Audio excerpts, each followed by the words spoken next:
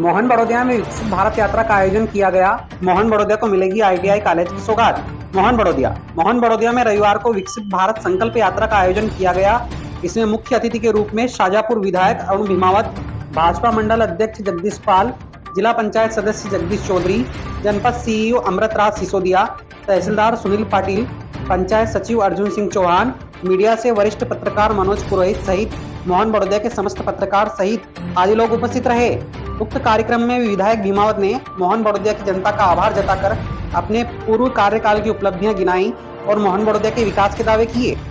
मोहन बड़ोदिया में जल्द ही ITI college की सौगात के साथ मोहन बड़ोदिया के विकास का संकल्प लेकर कांग्रेस के कार्यकाल की कमी और भाजपा सरकार की उपलब्धियों का बखान किया। इस दौरान मोहन बड़ोदिया हॉस्पिटल कॉलोनी के लोगों ने भीमावत को रोककर अपनी समस्या सुनाई। बता दें, मोहन बड़ोदिया में हॉस्पिटल कॉलोनी के लोगों को जो कॉलोनी काटी गई है उसकी जवाबदारी ना तो कॉलोनाइजर ले रहा है ना ही ग्राम पंचायत। ऐसे में लोग अपनी मूलभूत सुविधाओं से वंचित है। खासकर नल जल योजना, नाली निर्माण, विद्युत जैसी सुविधाओं के अभाव में अपना जीवन यापन कर रहे हैं। भीमावत ने ग्रामीणों की समस्या सुनकर जल्द ही निराकरण का आश्वासन दिया। शिवराणा संगठन के तत्वाधान में विधायक अरुण भीमावत को ग्राम मोहन बड़ोदिया, जो कि शासकीय कार्यालयों में मोमन बड़ोदिया लिखा है, उसको बदलकर मोहन बड़ोदिया करने के लिए आवेदन दिया गया। वहीं मीडिया चर्चा करते हुए अरुण भीमावत ने जानकारी दी।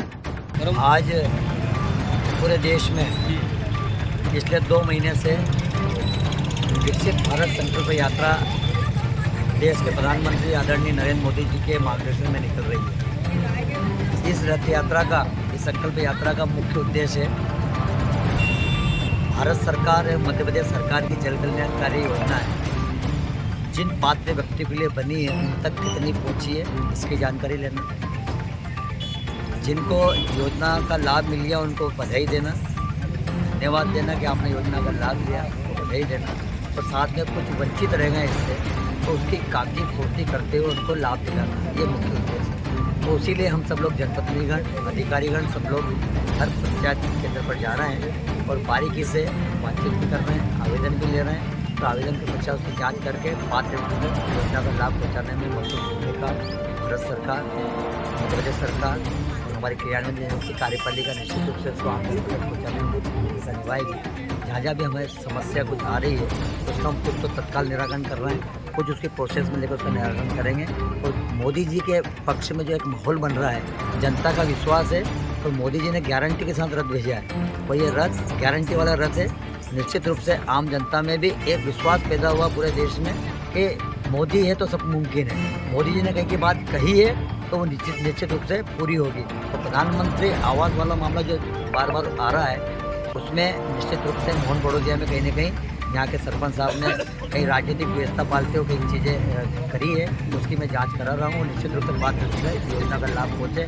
रही बात समस्याओं की यहाँ बड़ोदिया में, तो मैं तो बड़ोदिया का दुर्भाग्य मानता हूँ।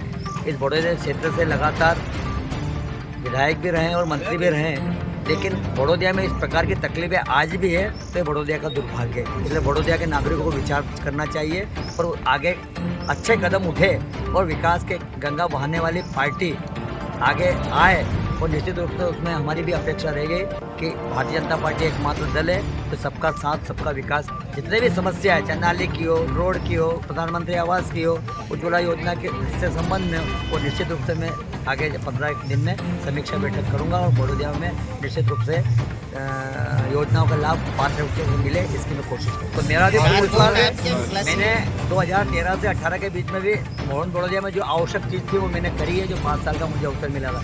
अब फिर से अवसर मिला है तो मैंने पहले आज नौजवानों के लिए आईटीआई की सौगात लेकर आया हूँ, जो एक अति आवश्यक है इस केंद्र के लिए। आईटीआई की आज मैंने घोषणा भी करी और मध्य प्रदेश शासन ने उसमें स्वीकृति की और 2 या 3 दिन में उसकी स्वीकृति आदेश हमें मिल जाएंगे। प्रोसेस हमने पूरी कर दी है। बहुत तरस रही है, पानी की भी योजना है, नर्मदा का पानी वाला है, अपने कुंडलिया बांध का भी पानी की व्यवस्था, लेकिन यहाँ पाइपलाइन सरपंच की उदासीनता, सरपंच की उदासीनता और वर्तमान के अभी तो विधायक में हो, लेकिन यहाँ से अभी 5 साल जो पहले विधायक थे उनकी उदासीनता ने इस मोहन बड़ोदिया को 20 साल पीछे पहुँचा दिया, 20 साल पीछे पहुँचा दिया हर क्षेत्र में। अब मेरा प्रथम दायित्व है कि बड़ोदिया क्षेत्र में निश्चित रूप से हम सारी चीज़ें यहाँ पर धरातल को उतारने का प्रयास करेंगे और आपका भी सहयोग हमें अपेक्षित है। विधायक महोदय का अभिनंदन करते हुए हम लोगों ने अपनी जो है जीवन की जो ज़रूरी समस्याओं को रखा, क्योंकि हमारी जो अस्पताल कॉलोनी में न तो नाली है न सड़क है,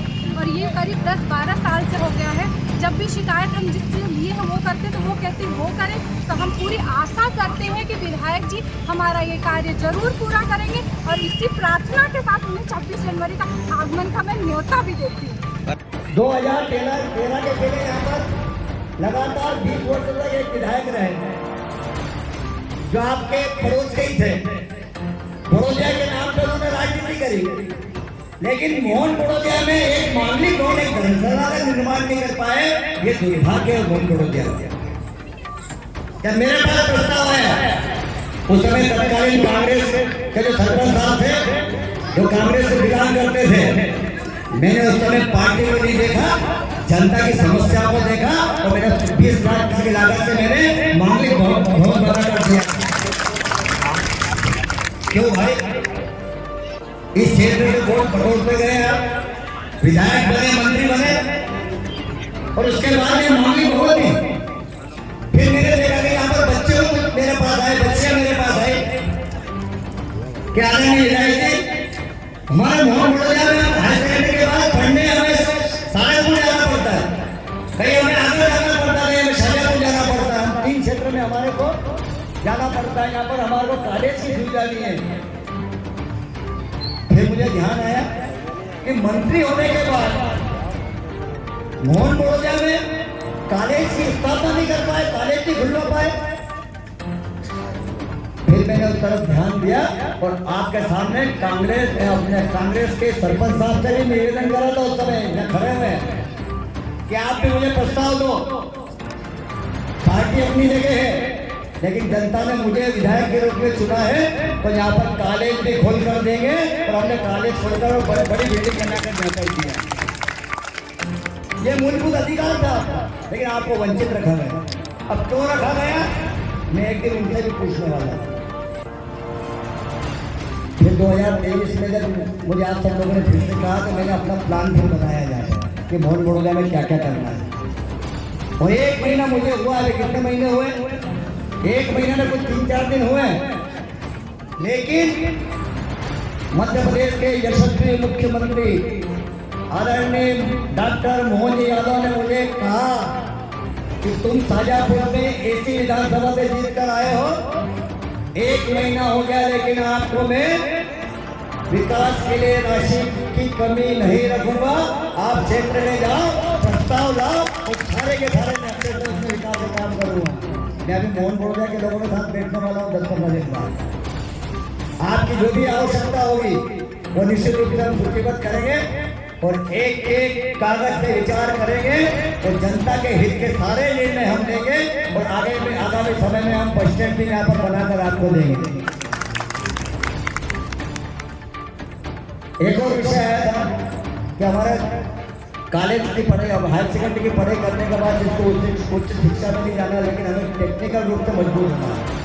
कौशल विकास केंद्र की आवश्यकता है। यहाँ पर ITI खोलने की जरूरत है क्या? यहाँ पर बताओ, है क्या?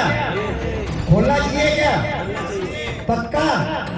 मैं आज घोषणा करता हूँ, इसी सत्र में यहाँ पर ITI खोल दिया जाएगा।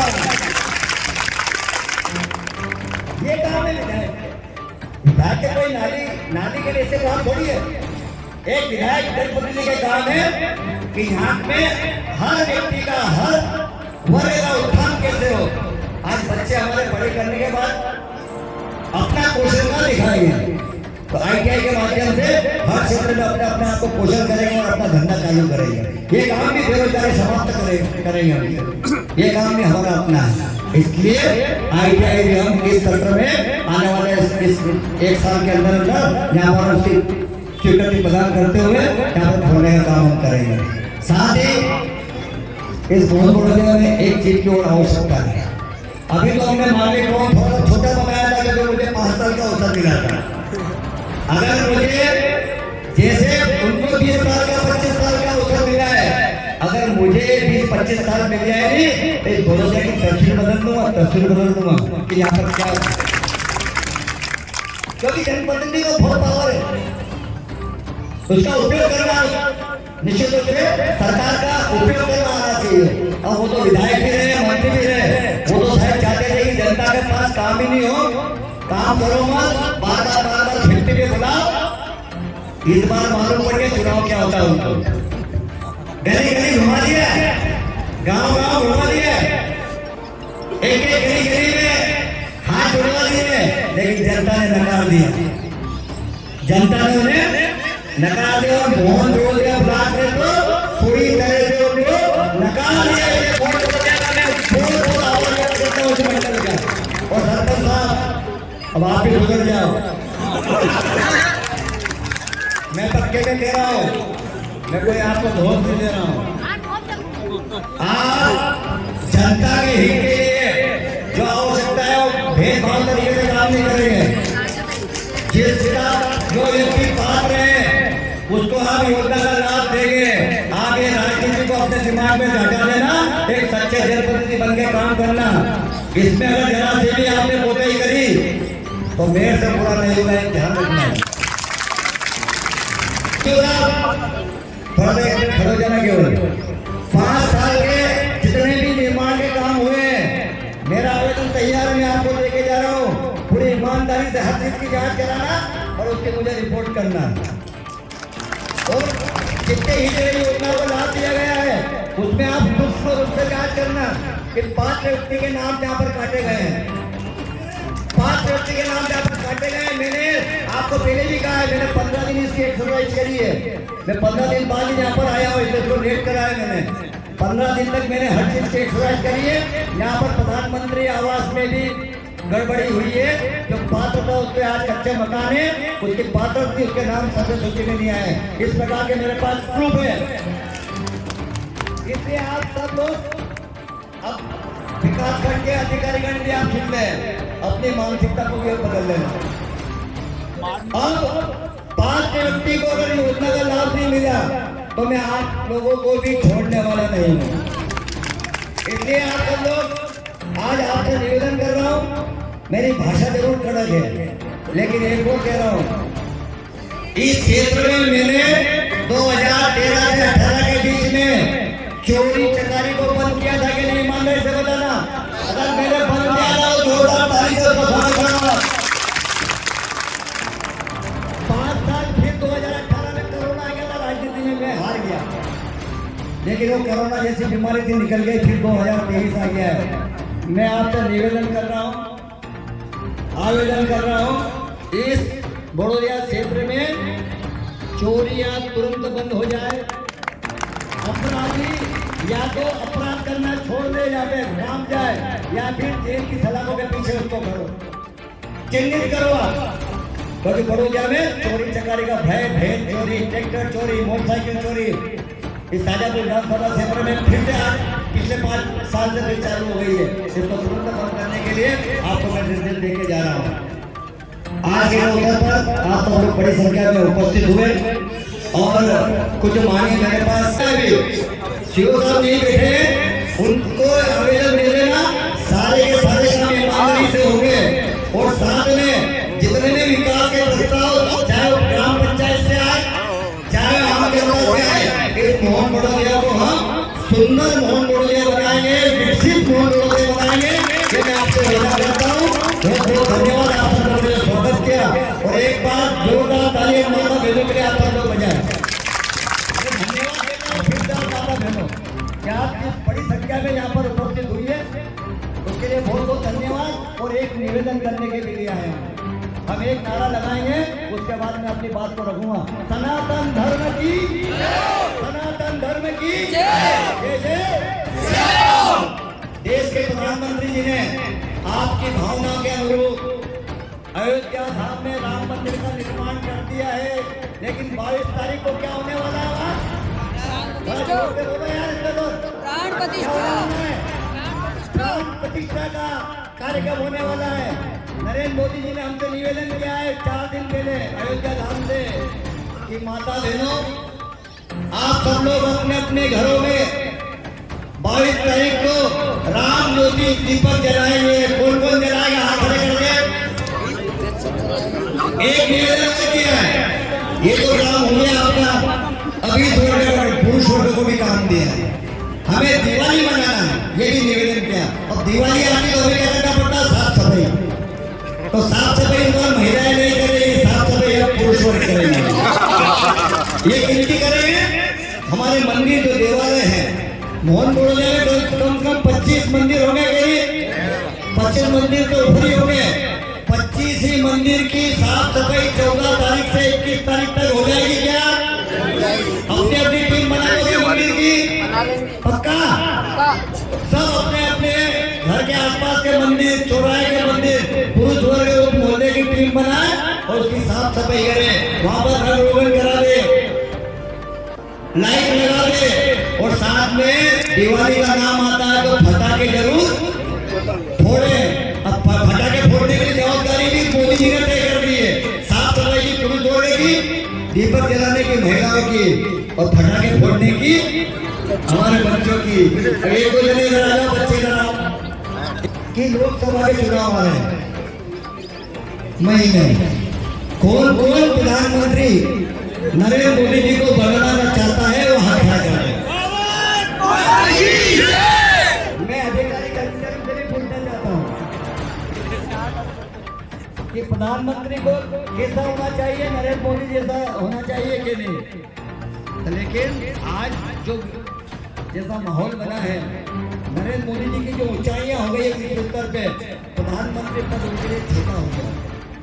अब उनको प्रधानमंत्री पद की आवश्यकता नहीं है। अब तो हमें आवश्यकता है कि प्रधानमंत्री नरेंद्र मोदी जी बने। ये हमारी आवश्यकता हो गई, क्योंकि हम सब लोग आशीर्वाद दें और हमारी धार्मिक भावना भी, सनातन धर्म भी जिंदा रहे। और एक बात और कह रहा हूँ, आपका यह जनप्रतिनिधि विधायक के रूप में, आपका सांसद जनप्रतिनिधि आदरणीय महेंद्र सिंह जी सोलंकी जी और आपका मुख्यमंत्री डॉक्टर मोहन जी यादव सनातन धर्म के लिए भगवा ध्वज के नीचे खड़े हुए मिलेंगे। सनातन धर्म को आगे बढ़ाने के लिए तीनों जनप्रतिनिधि आपके साथ कंधे पे कंधा मिलाकर निश्चित रूप से सनातन धर्म के भगवे को लेकर आगे बढ़ते रहेंगे। आप सब लोग यहाँ पर आए, बहुत बहुत धन्यवाद।